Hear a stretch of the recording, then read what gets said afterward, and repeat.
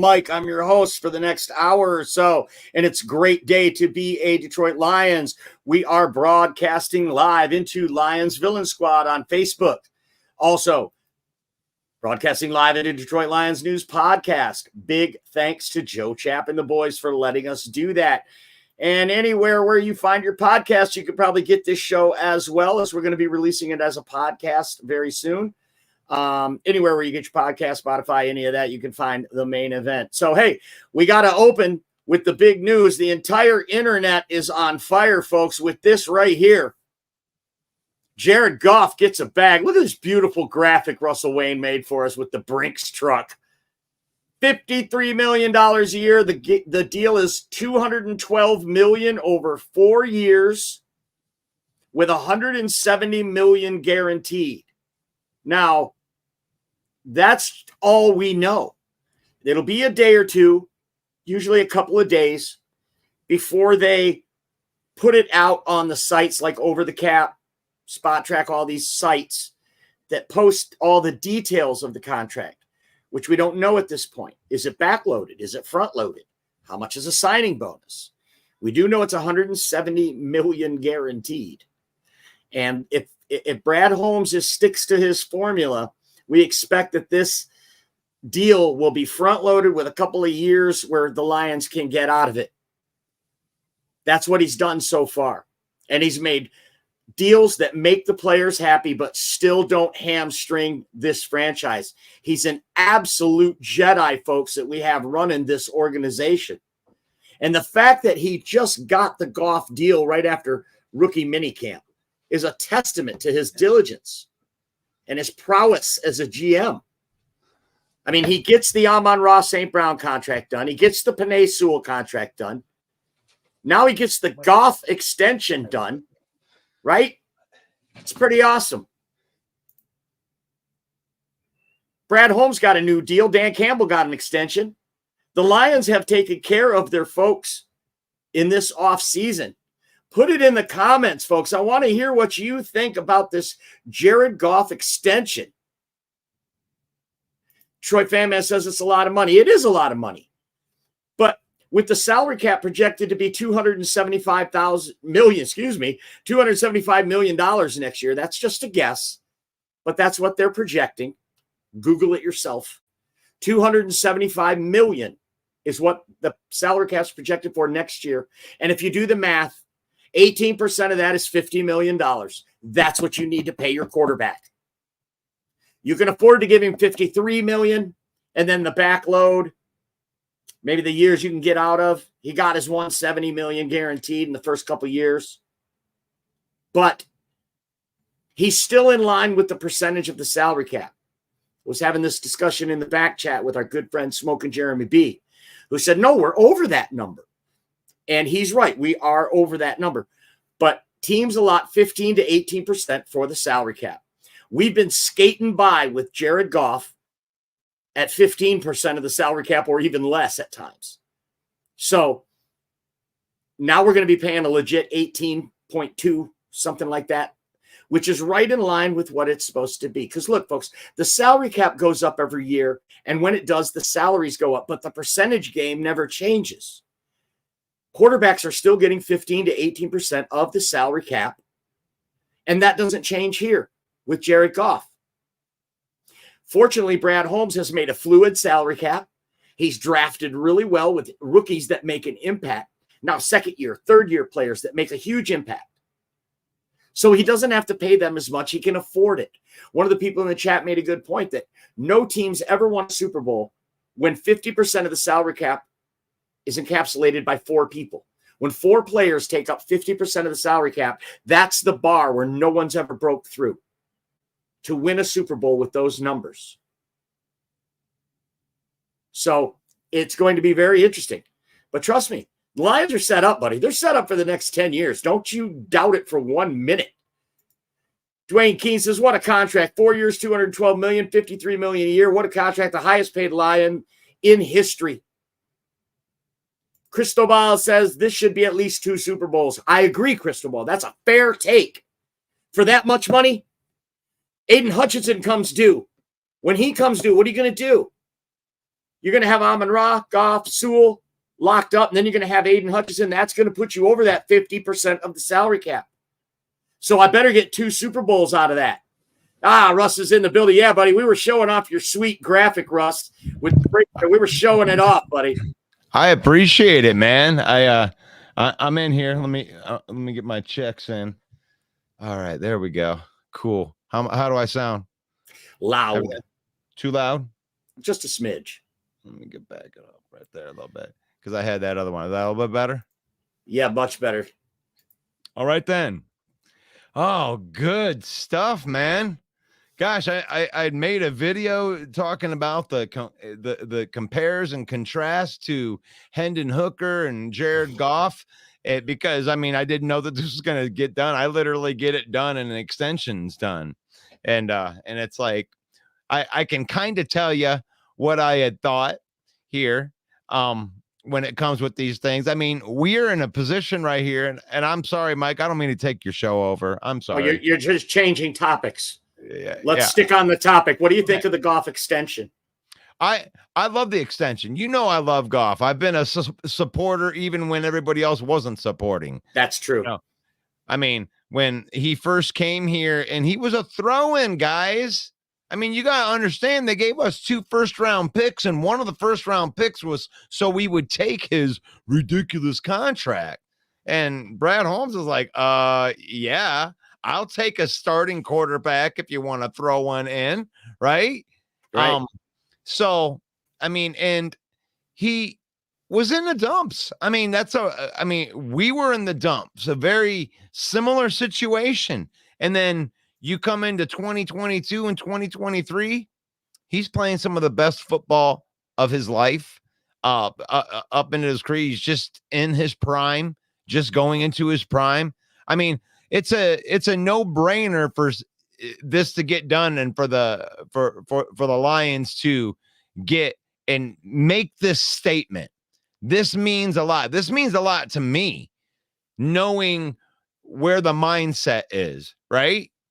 The mindset of, starting quarterback, backup quarterback. And they planted their flag. They securely said, Jared Goff is our guy until 2028. So, right. Stability.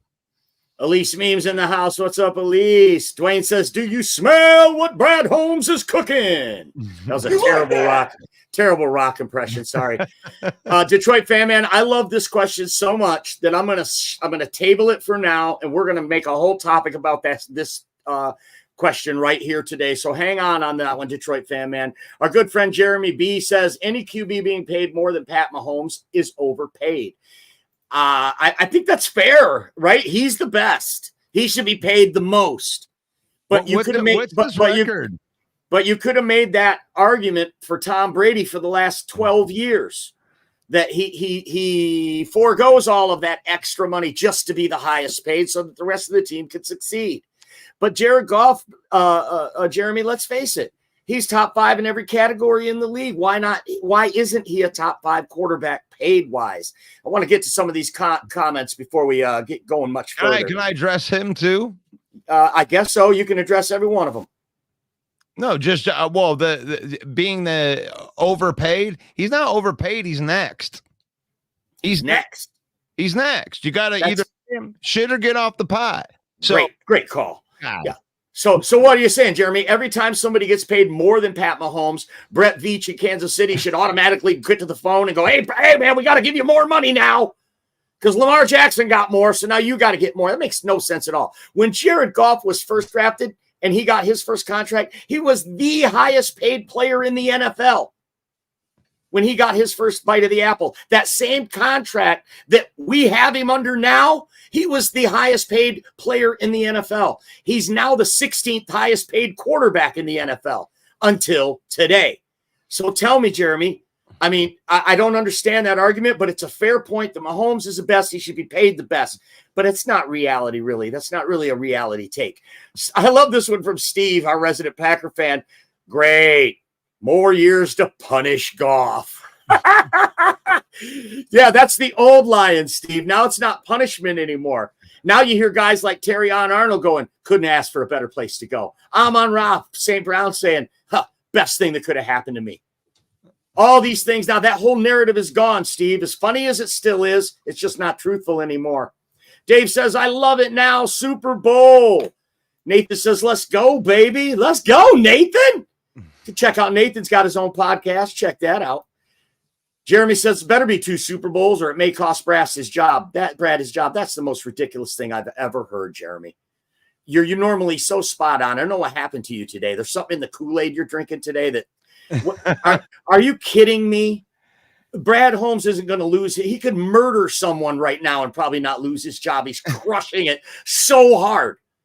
But I understand what you're saying with it. You're saying in 2 years when we can't sign everyone because of this deal, because we've got one of those big quarterbacks that are hamstringing the team with their contract, that we won't be able to keep that going. But look, Jeremy, you know more than anyone I know, in fact, that how Brad Holmes has built this team with a fluid salary cap and nail in the rookie classes.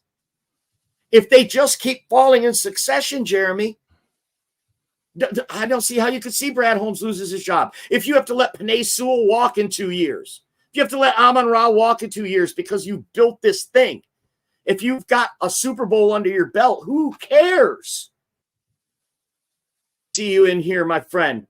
Well, then every team with a long-term second deal QB should get 2 Super Bowls, right? No, not right. Not Joe Burrow. Because they let too much of the team get away. They didn't build in the draft. Not the Rams, because they gave away all their draft capital to win one. No, this team, Ken, not every team, but this team and this quarterback and this contract is what we're saying. These Detroit Lions, for them to go out on a limb and, like Russell said, plant their flag, hitch their wagon to Jared Goff.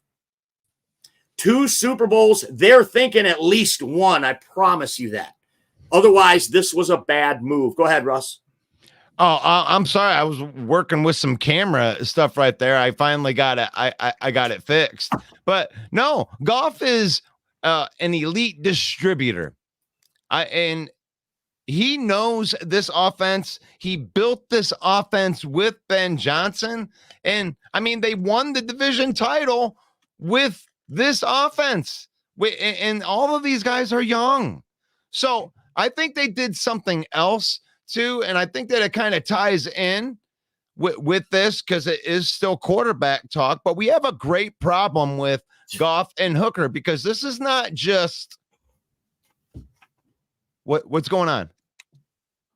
Now I'm reading the comments. What is going on? Oh, so we have a great problem here with Goff and Hooker because Goff is now signed through 2028. And it doesn't mean that Hendon Hooker becomes just like this piece of trash. What's been the topic of conversation for years is who's going to play backup quarterback? What happens if Matt Stafford goes down? What happens if Jared Goff goes down? What you have in Hendon Hooker is a 4-year contract that goes right along with Jared Goff's contract. And you have a quality starter and you're developing a quality backup that may have some value down the road when it comes into the final year of his deal in 2027. I mean, people act like because he was an older quarterback that he's going to turn into this ancient guy. I mean, he's going to be 29 years old with 3 years of NFL coaching. You are hell-bent on talking about Hendon Hooker. Let's do it. Let's talk about Hendon Hooker. I don't want to talk about Hendon Hooker. I'm talking about the quarterback position. Now the Lions have a starter locked up that knows the offense, went to an NFC championship, and you're developing a quarterback that's on a 4-year deal right alongside your quarterback. You are committing not only to Jared Goff, but Amon-Ra St. Brown and Penei Sewell and Hendon Hooker and Jahmyr Gibbs and Sam Laporta and Amon-Ra St. Brown. Now you have this whole offense is here for 4 years. Mm-hmm. You're the best offense, like top 3 offense in the NFL will be here for the next 4 years.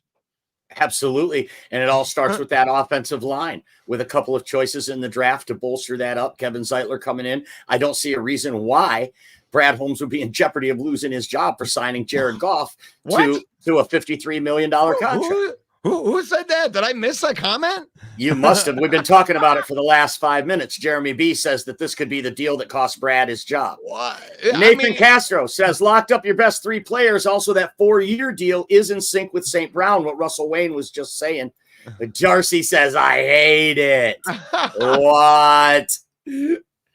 Oh, geez, Darcy. Well, that's okay. You're entitled to hate it. Half the internet's on fire with people who love it, and half the internet's on fire with people who hate it. And I get both sides. What do you got, Russ?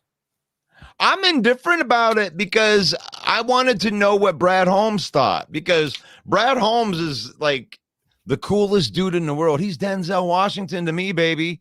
I mean, you're talking like he's the coolest cat in the room. He's got all of these draft picks that he's picked that are on this team that are just locked and loaded and ready to go. And he made a commitment to Goff. He backed up the Brinks truck. He paid out $212 million. I mean, it's okay. I mean, if he believes in that, I mean, was it Goff's fault that they didn't go to the Super Bowl? No, I thought he put 2 nice throws that, you know, there's no blame game because you win and lose as a team. But I can't go back to that game and go, oh man, that Goff, he just, you know, folded under the pressure of the NFC Championship. No, he didn't. It wasn't him. So they understand that. They understand that the Goffense, Ben Johnson is probably here because of Jared Goff and, you know, somebody that he can trust to run his Goffense, to distribute the ball. Maybe we don't want a guy running around like a chicken with his head cut off. Well, did they overpay for Goff, though? Ken Doby says, did you overpay? Probably. I mean, yes, sure. He's next.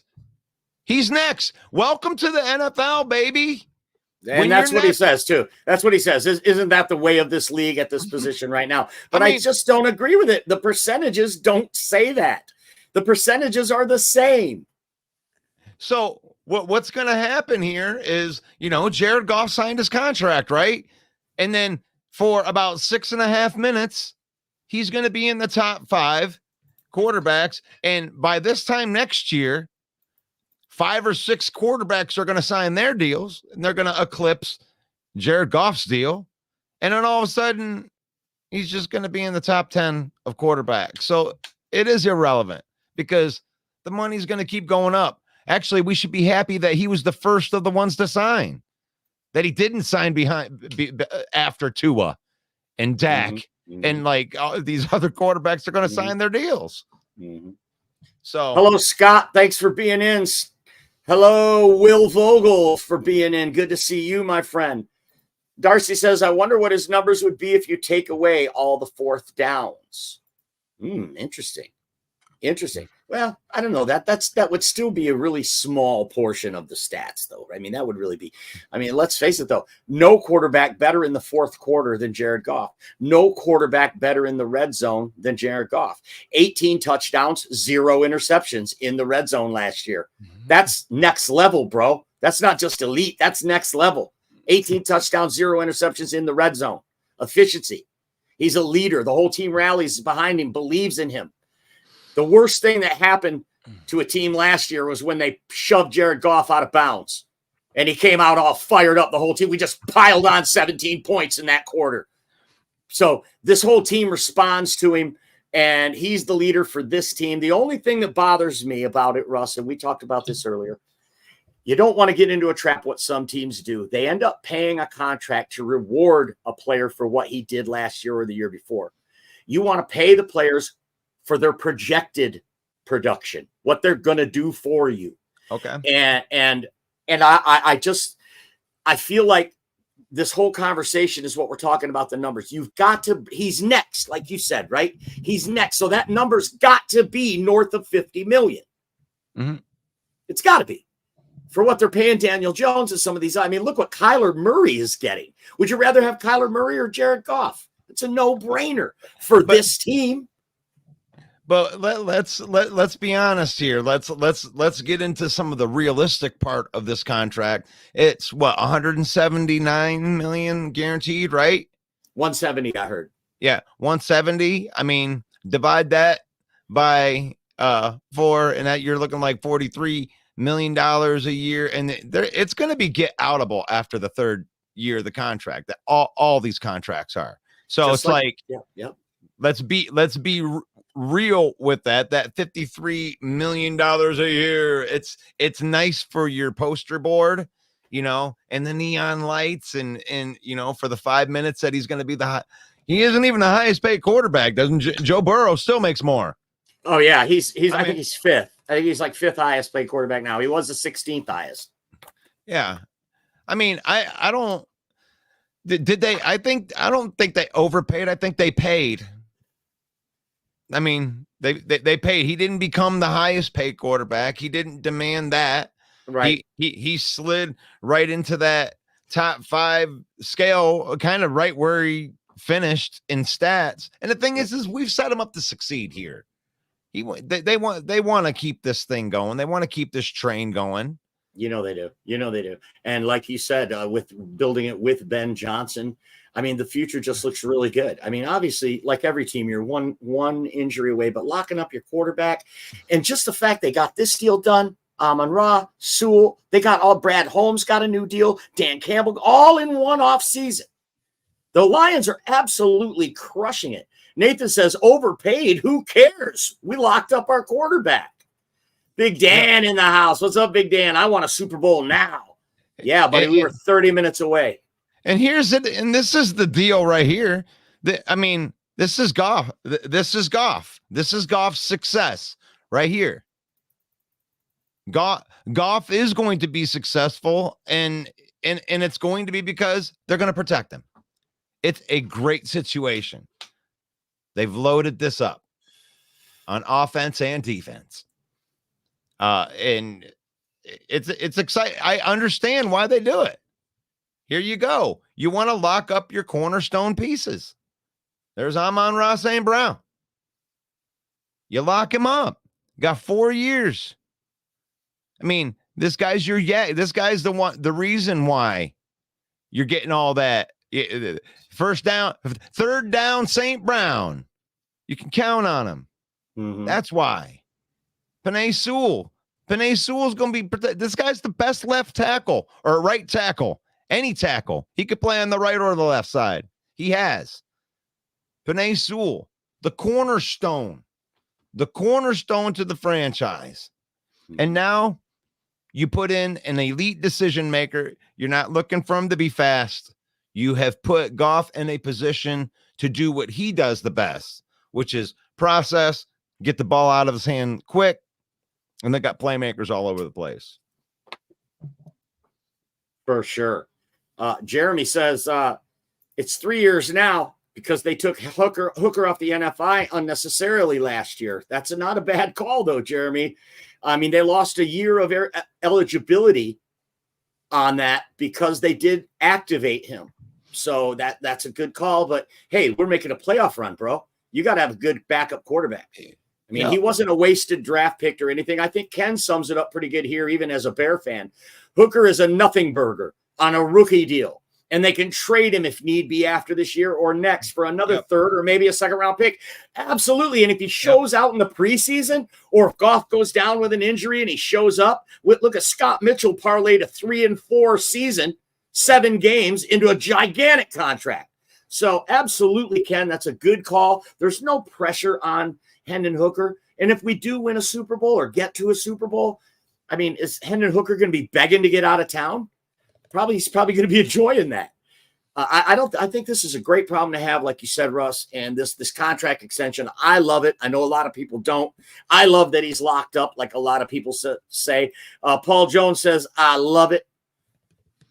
Let's pretend that he never played here and put up all those numbers the last 4 seasons. Now pretend you just heard we signed Goff as a free agent. I'd be pumped. And I don't know about those 2 years before that, or that year before that, but 22 and 23, Paul, I got to agree with that 100%.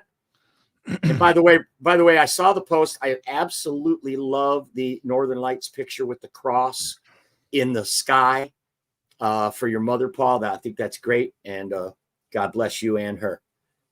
Ken says, I love it. Makes Green Bay way overpay for Jordan Love, is also needing a new deal now. What a great point. Ken, you want to talk about that, Russell?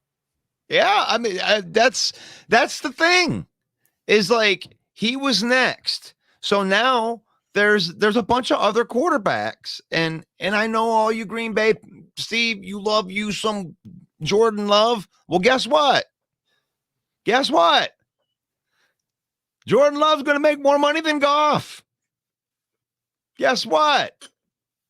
It was Goff's turn. Goff will not be in the top 5 for very long with this. Like, this is the game that we play.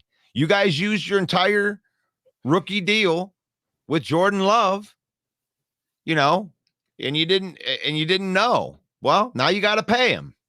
Mm-hmm. Now you got to pay him. So, and Big Dan's point here is spot on. With other QBs up for deals and with the salary cap increasing by the year, this $53 million a year will seem like nothing, especially if they do a real smart deal that's backloaded that they can get out of. 100%. It's a good call, Dan. Detroit Fan Man says, can't wait for JB's morning show tomorrow. Going to be lit. You can watch that right here on this network. Yep. It's Football Talk with Smoke and Jeremy B. Lions Talk. It's a great show. I love that we don't agree. Every morning at 11 a.m. Me too, buddy. I mean, if you can watch what Jared Goff did last year, not love it, I think what happens with Jared Goff is people love to crucify him for stuff that happened when he was on a different team, and it's like, if you look at his progression, it's so obvious, through how he's evolved in Ben Johnson's offense. Like, he's been getting better. He's one of the best quarterbacks in the league. It's not like he's making some dumb move and it's like, oh my God, I can't believe we got to deal with Jared Goff. No, we have Jared Goff for the next 4 years. You don't have to worry about a quarterback for like 4 years, or a backup quarterback for 3 years. Okay, Jeremy, I'll give you that. 3 years. And Jeremy will be on at 9 tonight too on this network, so be sure to tune in. He says he's going to eat a little crow. Probably because he didn't think this deal was going to get done at $50 million. I'm assuming is why. I'm going to have to tune in to find out why. Jeremy, keep us a little suspense going, buddy. Jimbo's Detroit Lions says Hooker is going to want that money when he takes over, but fortunately for us, the NFL doesn't work like that, Jimbo. John Wiley says Hooker will be trade bait or sit behind Goff until Goff is gone. Doggone right. Well, they're going to develop him. He's going to learn. Yeah, we're adopting that Packer way. Hey, speaking of the Packer way, what's up, Robert? They paid out of the Lions' ass, he says. Hell yeah. You better take it easy, Robert, because your guy's up next. You're next. Your boy's going to ball out this year. It's my quarterback. And you're going to love paying $60 million, aren't you, Robert? Yeah. Jordan Love's going to love that $60 million. Yeah, for sure. So Steve says, let's see what Love is going to get. If he takes the Packers, if he takes the Packers to the playoffs again with the youngest team in the NFL, you need to pay that man. Probably more than Goff he'll get. I'm sure of it. Dobie says it'll never get to year 4 unless they're letting him walk or cutting him. They paid for 3 years, then year 4 is a get rid of your or re-sign you year. You would think that's how it is, but we don't actually know that for sure yet, Ken, because the details have not been released. 170. That's you got to be in that ballpark. They once they get the guaranteed money out, then that's where you can renegotiate and get the deal done. Robert says, where was third down St. Brown in the playoffs? I'll tell you where he was. He was playing one extra game than the Packers. He was crushing it. I mean, third down St. Brown. I mean, the Lions won 2 playoff games, man. Come on. Come on, man. I mean, I give your team kudos. Right. You guys just come in and troll. Come on, man. I love it. Come on, man. I love it. Packers off season. I give you guys respect. You guys are going to be a top 10 team, but so are we. It's going to be a bloodbath, baby. Oh, this is a great comment. If y'all can chant Goff, can't be mad if he gets a bag, right? If you're out there, why are we chanting his name if we're not going to pay him? It's a good call. Well, you talked about that last year. I mean, and we've been talking about it all off season. We bring it up every once in a while. Has he earned this contract? You know, this extension, and everybody believes that he's earned it. I mean, I can't find too many people that would say that he doesn't deserve to get this contract. So, but it was just a matter of, is it going to get done? Right. Robert's trying to stir the pot. Love is better than Goff. He should get paid more. Love gets a Super Bowl before Goff. Then you shut the Madden game off. Let's see. Darcy says, why waste a 3rd round pick on Hooker? Can you pull up that graphic on the good problem to have, Russ, and just explain this to Darcy, why that wasn't a wasted 3rd round draft pick?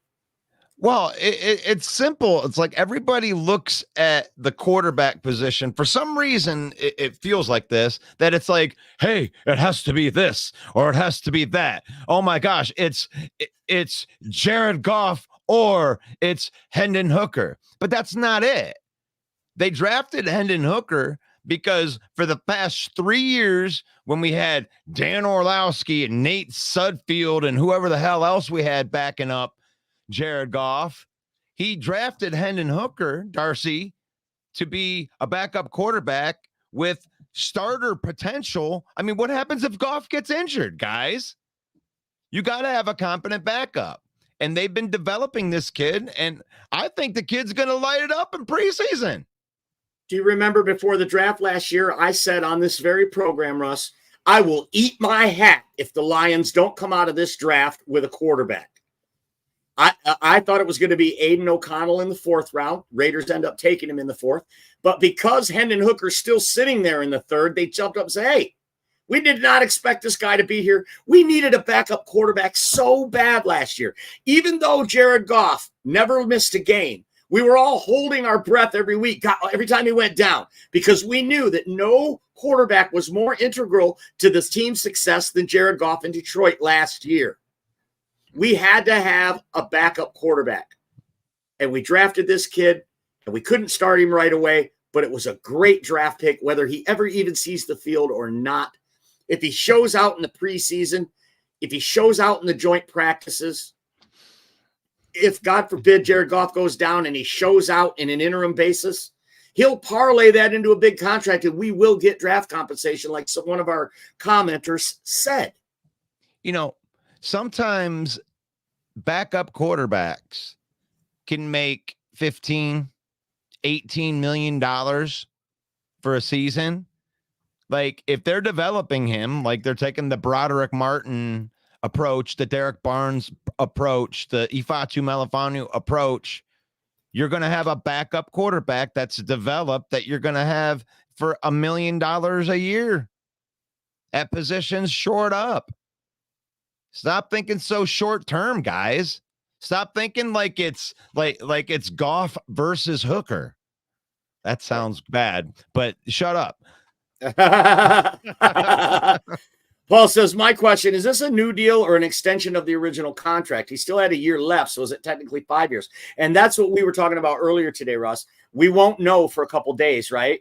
I believe it is. I've listened to a couple people talking about it.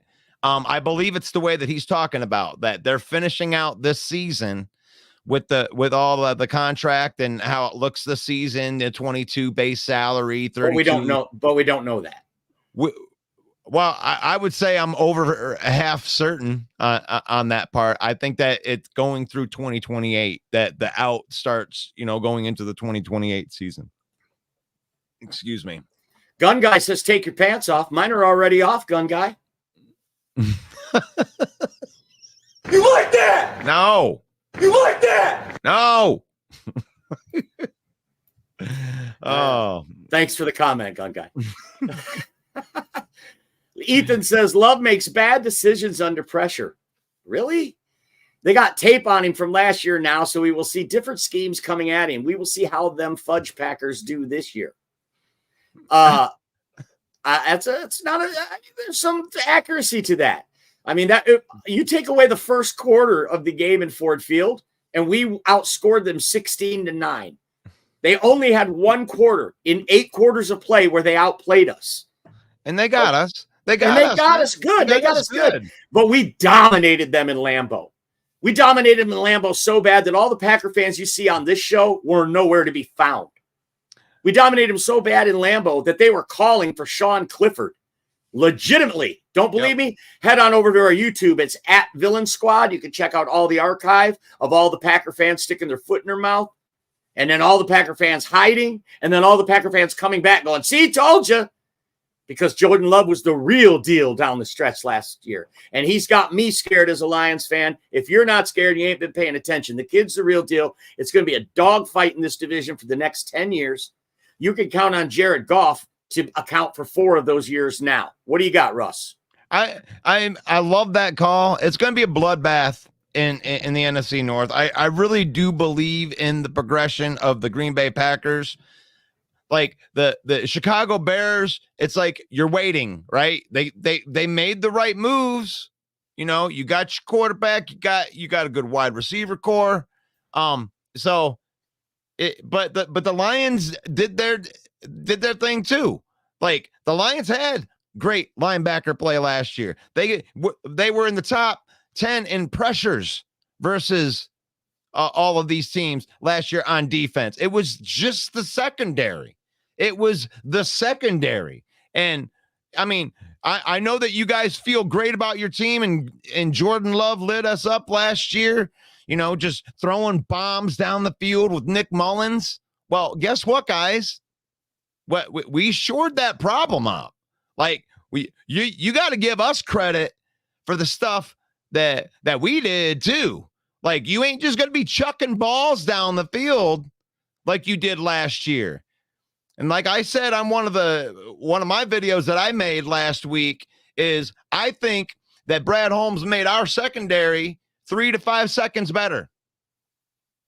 And when you have Jordan Love sitting back there and he needs 3 to 5 more seconds to throw, and you have our defensive line, how many of those times would they have gotten home if they had 3 to 5 more seconds, Hutch?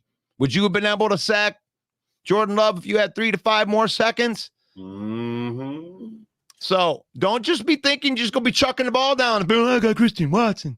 Oh, I got it. Well, we got lockdown corners. More than one. In case you've been under a rock all day like Brent, he wants to know what happened. Jared Goff signing a 4-year, $212 million contract extension with the Detroit Lions becomes the highest paid Detroit Lion in franchise history. They lock him up for 4 years with $170 million guaranteed, Brent. And then Derek's in here, and I really, as much as I want to argue with the take, I think there's a lot of truth here, Russ. I'm going to read it out loud. Tell me what you think of this. This is way too much for a statue quarterback who throws some of the worst spirals I've ever seen. Dude has a top O-line, an amazing coordinator, one of the fastest wide receivers to take off the top of the defense, a top running back duo who are both receiving threats, a top 3 tight end, an amazing mid-range receiver. The Lions could pay someone a lot less to have similar results. That's just my honest opinion. At this point, I just have to trust Brad Holmes. What do you think of that take, Russ? I think it sucks. Okay. I think that take sucks because then you don't trust Brad Holmes. So I mean, you can't say, hey, but I trust Brad Holmes. No, he says I have to. I just have to, even though I hate this. Okay, bring it back up though. But bring it back up because but he gives context. He gives reason why he hates it, and I think those reasons are legit. But that means that you don't trust him. I mean, the thing is, it's like going up to your friend and being like, "Hey, man, can I be totally honest with you?" Or and you're asking them not to sugarcoat it, and you just smack them across the face with it. It's like, don't sugarcoat it. If you don't trust it, if you don't feel it, don't feel it. But don't come out and say, "Hey, here's all the reasons I don't trust Brad Holmes, but I guess I trust Brad Holmes." I mean, trust him or don't. Like he's brought Jared Goff here in 2021, and he trusted it when no one else trusted it. And here he goes again. He's going to sign him to another 4-year deal. And here we are back in the spot. How did we get back here? How did we get back here? We didn't trust it then. He proved all the haters wrong. He proved everybody wrong. We went to the NFC Championship. But he's the right quarterback for this team, Derek. For this team, he's the right quarterback. I mean, you say in your comment here, the Lions could pay someone a lot less to have similar results. Like who? Who can you pay less than $50 million to get this kind of success that you're banking on with Jared Goff? Daniel Jones? He makes less. Would you trust him? Is there any quarterback? Brock Purdy? Would you think Brock Purdy could do as good as Jared Goff on this team with this offensive line and all those weapons? Maybe, but then you're going to pay him $50 million. You can't, Brock Purdy can't buy the chemistry that Jared Goff had with Amon-Ra St. Brown. Thank you. And Sam Laporta. And, working off of that running game. I mean, you're underselling Goff. I mean, the whole statue thing, that's why you have the offensive line for one. And if you've ever really watched his games and you watch him manipulate the pocket and still be able to throw off platform throws, he's really good at it. And I'll stand up on that. Like, yeah, Goff is so bad when the entire pocket collapses. Who the hell isn't? There are some Houdinis that are out there, Patrick Mahomes. But stop thinking that every quarterback needs to be Patrick Mahomes or we need to look for another one. Mm-hmm. Because he distributes the ball. He gets it out of his hands fast. You don't have to keep coming out. I mean, come on. Big Dan says his pants are off already, too. Jeremy says it shows on Over the Cap that it is an extension, just not what the new contract is yet per year. But yes, Jeremy, but they can make an extension and waive the 2024. They void that entire year, and it's still an extension because he's still under contract. So, and I've heard it reported. You could make 2024 part of that 4-year deal if you want. We just don't know yet. But I understand what you're saying there. I'm not saying they're right, though, Jeremy, just to say. But I have heard it reported the other way. Robert says, stop it. Nobody ran or hid. That will be the day. No, that's absolutely true, Robert. Oh, my God. When you guys were 2-5, 2-4, there were no Packer fans to be found, whether you were hiding or working or conveniently unavailable, whatever it was. But, I didn't mean that in such a derogatory way. I've retired from trash talking. So there were 2 weeks. There were 2 weeks where we were Packerless. No A-Dub, no Robert, no Steve. But I have to give them kudos because even when everybody else was still down, they still started coming in and and participating. And I respect that. But like anybody else, guys, no one wants to be, talking about their team when they're losing. Okay. There's no shame in that. I don't feel like talking about it. Okay. That's cool. That's fine. Mm-hmm. That's fine. Mm-hmm. But give us our due. You didn't think we were going to do it. The champ is here. NFC North champions, man. We're looking to repeat for the first time. I don't know, ever. So, well, Ken, the North will send 3 to the playoffs. The black and blue division is back. Wow, you think the Bears, Packers, Lions all get into the playoffs? That's a bold prediction, and I like it. All right. What else we got, Russ? Oh, I don't know. I mean, All right. Well, that's all right. Let's talk about camp. The camp. Jeremy says camp invites JJ Ross balled okay. out. Kate Peterson looked good too. Terrion Arnold looked like the real deal with no pads on and just rookie mini camp. There was a lot.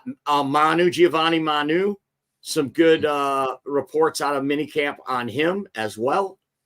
So yeah, all the drafted rookies look good. Looks like he might have done it again. But what I want to talk about is these corners and their personalities. It's really so interesting. But hey, before we do that, can we go back to Detroit Fan Man? Had a great comment. I just want to give a take on this. Detroit Fan Man says, that's the wrong comment. Okay. My bad. You can do it. I have faith in you, brother. Hey.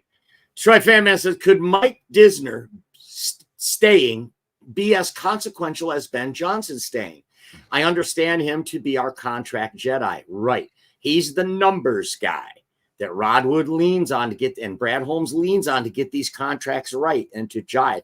And they were able to retain him in the offseason as well. And maybe that's something that's so deep that the casual fan on the surface doesn't realize how important that is. Also, Chris Spielman, special advisor to the owner, having him there with his experience in Sheila Ford Hamp's ear to make these right decisions in the front office too. I think Mike Disner staying is a very underrated piece of the Lions' success in getting these contracts done before the regular season starts. I'm Main Event Mike. There you go. There's your take. I love it. I love it. Yeah. And it looks like, we had our ideas, where we thought that these guys might be. And now after the rookie mini camp, they kind of, shook out, like Sione Vaki. We didn't know because he was like this safety running back hybrid dude. And, but he looks like he's just going to be like special teams and running back. Right. And Rakestraw, we didn't know if he was going to be playing outside or if he was going to be competing for one of those, but he took snaps at slot corner. So I'm just wondering what you would think out there. And Jeremy, I'm sure that you're going to talk about this too, but how do you think that this secondary is going to shake out now that we have this new information, Mike?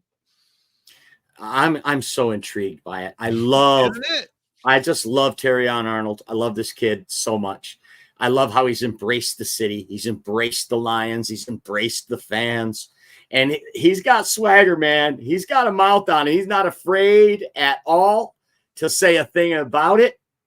Ethan says, Arnold and Rakestraw have such good chemistry already, it seems. We got a pair of dogs at corner, and I feel good about where we're at now.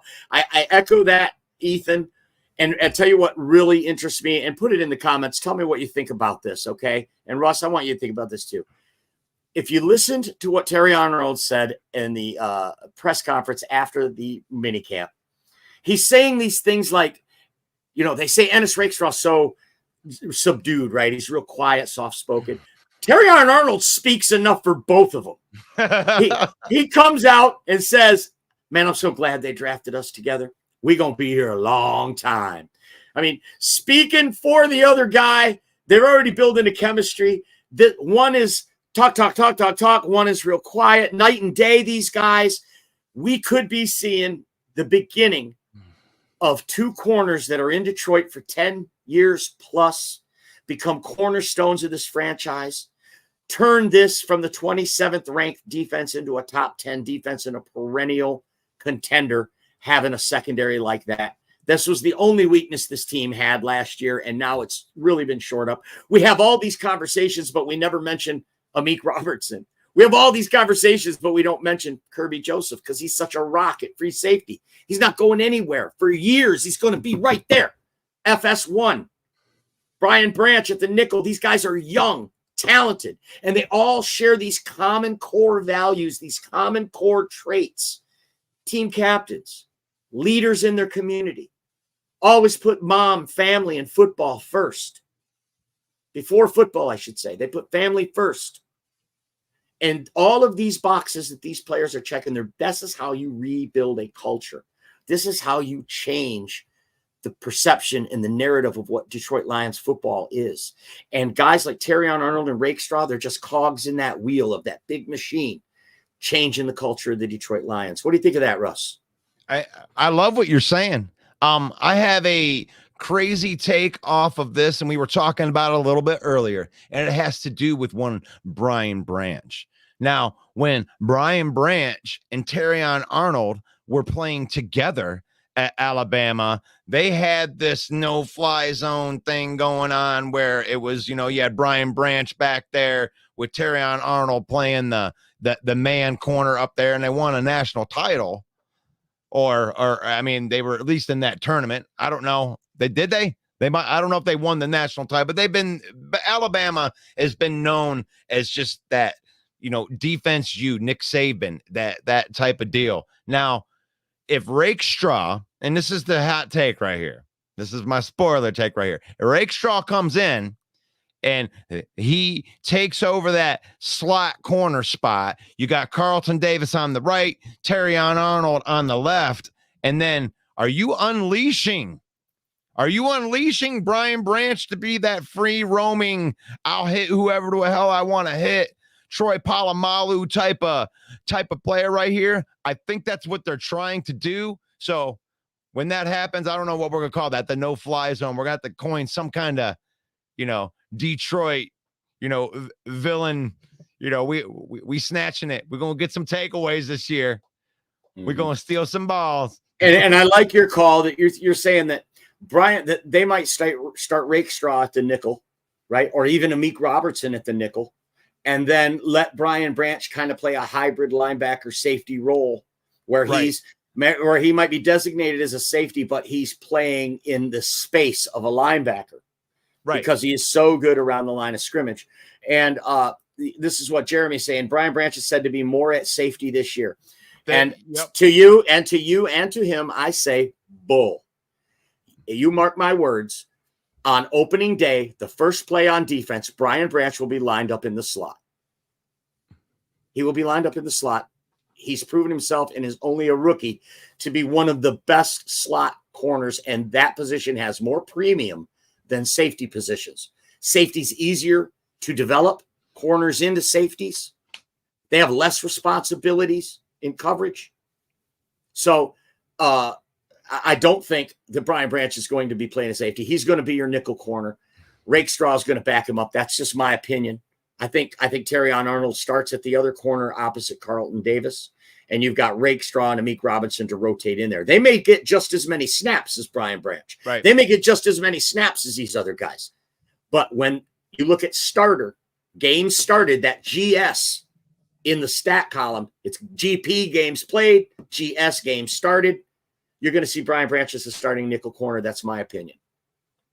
I love that. I love that take. You like that? I mean, it's very possible that's where he was last year.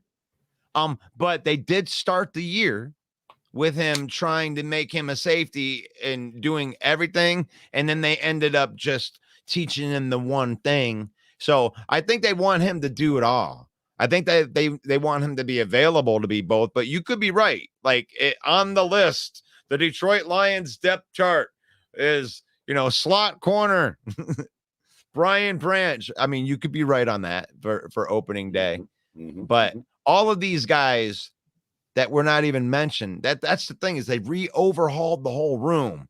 It was Jerry Jacobs and Will Harris and Cameron Sutton, and now it's Terrion Arnold, Rakestraw, and Carlton Davis and Amik Robertson, and I mean they've completely overhauled it.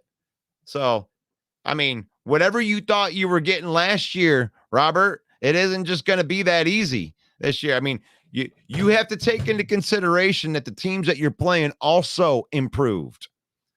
So it's not just going to be some cakewalk. It's not just like, yay, whoa, we got Jordan Love, so we're going to win. Well, good luck with that. Because we got DJ Reader. Yeah. Big Dan says that's the beauty of having Brian Branch. He's a do-it-all guy in the secondary. Branch will get his snaps everywhere. But to your point, he'll probably be the starting slot, right? That's my opinion, but I could be wrong. It's all going to depend on camp. They're going to find the best fit. Big Dan says he's going to fire Aaron Glenn if this defense isn't better now that talent is taken off the table as an excuse. But I don't think you have to worry about it, Dan, because some other team's going to snatch him up the way players respond to him, the way that he can lead men. He's a hot head coaching candidate. We're not going to have to worry about him being shuttled off. He's going to get snatched up. Can I bring up the video then? Go ahead. Oh my God, it's a 4-2-5 defense. All you gotta do is blitz more. All they gotta do is fire Aaron Glenn, and then they can start winning again. They're so stupid. Well, yeah, just fire Aaron Glenn. Just fire him. No. They love this guy. They would run through a brick wall for this guy. And now he's got players that he doesn't have to play zone. He wants to play press man. It's not a coincidence that Rakestraw and Arnold, the one thing about them is they're great press man corners. Two of the best in the country at press man. And that's what he wants to play. That's what he played as a player. It's what he wants to do as a coach. He just didn't have the personnel for it. Because when you're playing man, you got to turn your back to the quarterback. And guys like Justin Fields will run all over you. Brock Purdy run all over you. Okay, so he had to. But now you get guys that are much tougher in man coverage. They can play off the receiver and stop those long runs from the quarterback. They're doing it the right way, guys. Come on, you all know it. Mike Fisher says the versatility of the players is getting deep. 80% of the team can play multiple spots. I noticed that. Do you notice that, Russ? They're getting these guys, Pascal, that can move inside, outside. They're getting these guys that play iffy, that can play corner and play safety. Brian Branch can play corner, play safety. I love it. Well, I love that. And one of these guys, let's talk. I mean, just as a mention, I know this is one of Jeremy Balrick's favorite guys. Jeremy not only thinks that Matthew Betts is going to make the roster, but he even thinks that he has a chance to be a starter on opening day. So I don't know what anybody thinks about that, or if you know who Matthew Betts is. Mike, can you tell everybody about Matthew Betts a little bit? Matthew Betts is a free agent that we signed from the Canadian Football League. You see there he's holding the trophy because he won Defensive Player of the Year in the CFL because he had 18 and a half sacks in one season. We're going to bite a kneecap off. If you go and watch his highlight, I think you will agree it might be one of the best first steps you've ever seen. A burst off the line. I know he didn't make the Bears team last year, but he's had another year of development, another year where he broke out in the CFL. And this guy's under contract. At worst, he's going to be on the practice squad. But like you said, Jeremy predicts he's going to win the starting job. I mean, if Marcus Davenport stays healthy through the preseason, I believe Marcus Davenport starts week 1. But, you got to be excited if you're backing up Marcus Davenport. Been on the injured reserve list for 6 years in a row. And you know where I'm at. I'm on the Josh Pascal train right here. I mean, my opinion on Matthew Betts is like, I'm hoping that he makes a roster. That's like, I don't want to like jump in with all those expectations. I haven't even seen him like go up against an NFL guy yet. So if he makes the team, I'll be like, okay, cool. And I'll be rooting for him to try to, get some snaps and everything like that. And as far as, Josh Pascal, I mean, they drafted him in the second round. I mean, he's supposed to be that guy. Maybe they can stick him outside now more that they got DJ Reader and let him just go after the passer a little bit more. Maybe Pascal takes that step forward. And Davenport, I mean, I don't know. The guy's been active on like 3 games a year for the last 3 years. I mean, he got like 6 sacks in those 3 games, but he just needs to be more healthy than that. Mm-hmm. Jeremy says Pascal has had only flashes, inconsistent so far for a second-round pick. Can't deny that one, Jeremy. He's been inconsistent. He started to come on at the end of last year, but we saw Derek Barnes take a leap in his 3rd year. Maybe we see Pascal take a leap in his 3rd year as well. Yeah. So like I said, that's my opinion. And I understand, like, I mean, everybody said the same stuff about Derek Barnes too. They drafted Jack Campbell thinking he's going to be. Derek Barnes came on. Here he is. Hey, what year is it? Oh, his 3rd year. Yeah. Well, Josh Pascal last year had to play a lot inside because we didn't have a good president. Isaiah Buggs, they were throwing in Benito Jones. But I think with DJ Reader being the guy there and then Aleem McNeil being the guy there, as long as those guys are healthy, you may give Pascal an opportunity to be out there, get after the passer, and really set the edge on that side too. But who's it going to be? One of those three guys go step up. Yeah. Yeah, I think it's going to be Davenport. The guy, when he's on the field, he's so productive. So I love it. I mean, he's got more experience. I think it's going to be Davenport. But you can't sleep on James Houston. He's only had 8.5 sacks in 11 games in his entire career.